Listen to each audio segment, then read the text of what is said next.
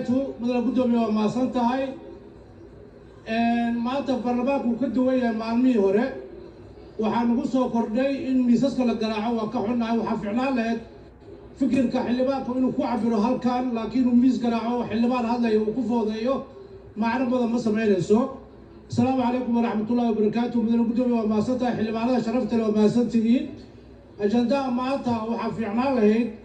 oo aad u fiican in horta sidiisa looga hadlo sidaa la socono muwaadiniinta Soomaaliyeed iyo ganacsatada dalkan waxay diyaar u yihiin inay bixiyaan canshuur qof bini'aadan ama qof Soomaaliya maanta canshuur diidan in canshuur la qaado diidan ma jiro laakiin waxaa jiro isfaham ama waxyar oo checkpointiya ama meelo qaarkood lacaga lagu qaaday sidii loo xalin lahaa dawladda iyo wasaaradda maaliyadda way ku maasan yihiin sidee u dhigeen waxaad aragtaa qof walba oo hadlay muwaadina ama ganacsada ha ahaado ama mas'uul ha ahaado wuxuu ogol yahay raalli ka yahay in la bixiyo canshuur waa sax dal haddii aan canshuurtii la qaadin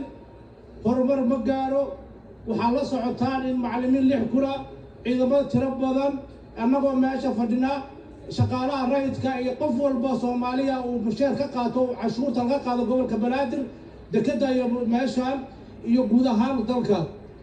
haddaan canshuur la qaadin dal ma horumaro wuxuu dal ku dhismaa in canshuur la qaado canshuurtu waxay tahay dal dhiska koowaad waayo tuugsi iyo gacan hoorsi iyo kabin dawlad kuma socoto kumana shaqayn karto ma aha wax dawladda ku fiican markii haddii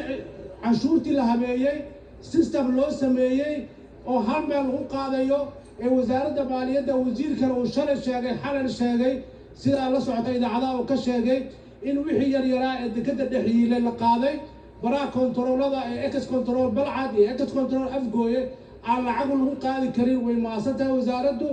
waana sax in aan meel kale canshuur laga qaadin ee hal meel dadka canshuur lagu qaado cabashada waxaa keenay qaylada waxaa keenay waa canshuurtan tirada badan ee meel walba yaalla haddii la mideeyo system loo sameeyey oo hal gacan oo aaminaya lacagtaasi ku dhacdo oo ciidanka mushaarkiisa lagu bixiyo annaga mushaarkeena lagu bixiyo macallimiinta la siiyo meel walba lagu waxa waaye waa wax aad u fiican laakiin waxaa jirta mudane gudoomiye sida laga dhawaajiyay marka hadda afirisid baabuurka loo raray hadda markaa ka soo qaadno gobolada Gedo iyo Baa iyo Bokool marka laga bilaabo meesha uu fadhiyo degmada waxaa la sheegay in lagu qaado $10 oo xaqdaro ku ah gaadiidka iyo baabuurka iyo qofka raraya xaqdaro ku ah waxaa kaloo jirta ex control lagu qaadaa $188 oo aan la ogeyn meesha ay ku dhacdo waxa laga qaylay waa intaas siinka dheer waxaa lagu qaadaa $80 waxaa la sheegay $250 in guddiga gaadiidka lagu qaado oo cid ay qaadatay wasaaradda maaliyadda uga fadhinaa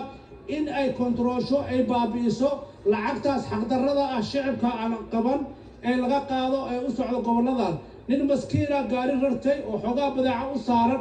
in intaan la saaro xaq uma lahan marka waxaan rabnaa in canshuurta dawladda qof walba uu ogol yahay keliya la qaado canshuur dawladeed ee aan la qaadin canshuuro kale ama dekedda gudaheeda ha ahaado ama bannaanka ee kontaroolada ha ahaado waxaan rabnaa mudane gudoomiye sidaa la socono dalka wuxuu ka soo kabanayaa baahiyo badan dhibaatooyin badan wasaaraddanu aad bay isku xisaartay system kanfaad ee lena value added tax waa wax adduunyada ka jiro waa bariga africa aan ku biirnay ka jiro Soomaaliya waxa markaa arkay lacagaha saaran waa percentage-ka ugu yar oo 5% ah wadamada kale 18 16 yaa la qaadaa marka canshuurtana waxaa la xaqiijiyay in weligeed la qaadi jiray laakiin hadda la habeeyay system loo sameeyay in canshuur la qaado wala diidaro waxaa la diiday oo laga soo horjeeda oo xildhibaanada ay la qaylinayaan shacabka uu la qaylinaya ganacsatada ay la qaylinayaan waa isbaarooyinka tirada badan ee dadka ay lacag ku qaataan waxaan soo jeedinaynaa insha Allah in la joojin doono sida wasiirka xalay sheegay laga dhameyn doono aad iyo aad u mahadsantihiin. Assalaamu calaykum waraxmatullaahi wabarakaatuh.